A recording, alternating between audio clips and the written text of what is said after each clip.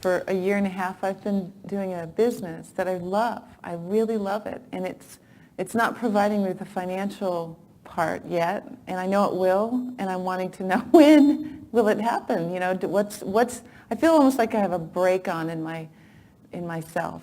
Well, that happens sometimes. Remember that the universe is responding to you in response to your feeling.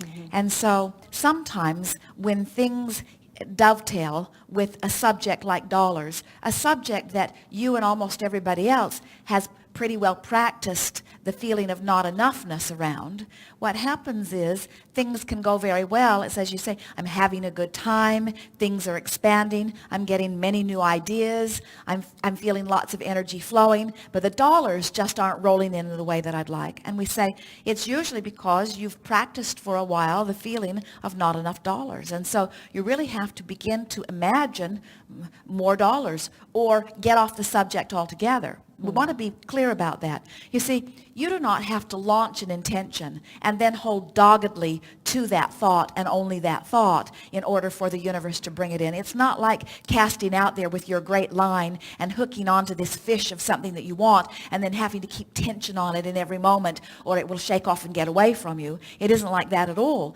It is that once you have launched your intention, the universe is yielding it to you, and unless you are offering a vibration that opposes it, it is going to come into your experience.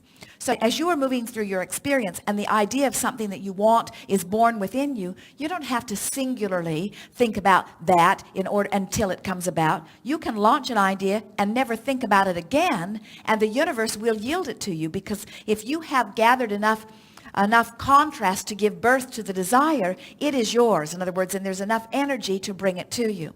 But what often happens with people is that they have this contrasting experience which launches the desire. The non-physical energy is answering it, and so the desire is being answered, but then they're noticing, oh, it isn't happening, or it's not coming, or they are offering thoughts that are in opposition to it which keep holding it apart. So it's like the donkey and the carrot. Every step you take forward, the carrot takes a step forward too. And so the way you close the gap between the two is by releasing any thought that contradicts it. Mm-hmm. Well, if it is a subject that you don't think about much, then it is conceivable that you could launch it and just leave the idea alone, and it would show up in your experience, and you would say, oh, I have this vague recollection of saying I wanted that, and look, here it is. Mm-hmm. But when it is a subject like dollars that play into your experience on so many levels, so many times in a day, it is not likely that you're not going to have thoughts around that subject. In other words, what we're saying is not likely that you're going to leave that subject alone. And so when there is a subject that has to do with something that you want, and it's not likely that you can just not think about the subject, then it is really worth working to bridge your belief about it, working to shift your vibration about it. And the way you do that is just by sort of taking the bull by the horns and talking about the subject with the deliberate intent of bringing yourself to a place of feeling better about it. So does that mean I have to, with the 5 kids, it's hard to, I don't want to work really hard at anything active, physical life. So well, you see, do you hear what you keep doing here?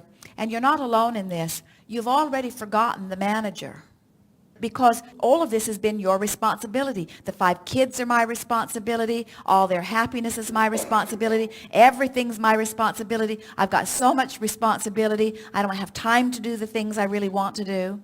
And what we're wanting you to realize is it doesn't take very much time to feel an idea be born and ponder it and muse it for the pleasure of doing so, and then delegate to the manager. In other words, people will say to us, I can't just quit my job and go sit on the beach and meditate, or I can't stop what I'm doing and just imagine I have children to feed or dishes to wash or things to do.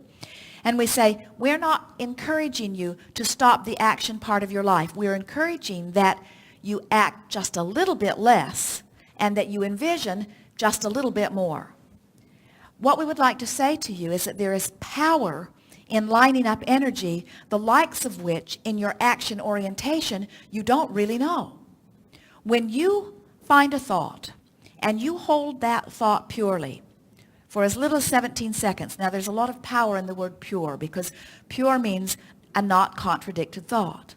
When you find a thought of something wanted and you hold that purely by imagining it, pretending it, remembering something like it, musing it. When you hold that thought for as little as 17 seconds, another thought of the same vibrational equivalent, because of law of attraction, joins it. And when those two thoughts come together, there is an explosion of energy. So in order to give you an idea of the power of the thought, we would say to you that when that first 17 seconds joins, that there is an energy expansion that is equivalent to about 2,000 action hours. That's huge. When you cross the next 17-second mark, the expression of energy is 10 times the first. 20,000 action hours just by walking across that next mark. When you hold it for the third sequence of 17 seconds, another 10 times. Each time there is another 17 seconds of non-contradiction, the thought catapults into a whole new level. So that 68 seconds of pure thought has huge action consequences. You see, that's why we say one who's connected to Source is many, many, many times more powerful than one who is not, because there is no self-defeating that is going on, you see. Did we get to the heart of it? I think that's good. Thank you. Be playful about it all. I want to give you one more thing here. Sometimes our friends will come to a gathering like this and they will say, well, here I stand, while this is where I would rather stand. And then they say, oh, and Abraham has given us a process so that we can get from here to over here. I'm going to offer this visualization to get from here to over here. And what happens is, as you are offering any process to get from here to here, what happens is you're vibrating in both places. So you can't move from where you are. Nothing changes for you. So you can make much faster progress if you say, I'm offering this visualization not to get from here to over here, but I'm offering this visualization for the pleasure of the visualization. When you go to a movie, you don't say to your friends, I'm going to this movie because it's about things I want to live, and I think if I go watch the movie, I'll vibrate like the movie is vibrating, and then the universe will yield to me. Although that's not a bad way of approaching a movie. But you don't go to the movie with that intention. You go to the movie for the entertainment. You go to the movie for the distraction. And that's the way we want you to begin going to the visualization. Don't visualize to make something happen. Visualize for the pleasure of visualizing. So I just have to have a good time. You're just wanting to use any excuse in the world to let it in, to let it in, to let it in. The universe knows what you want. You just got to let it in. Thank you. Indeed. What more? Right here, yes.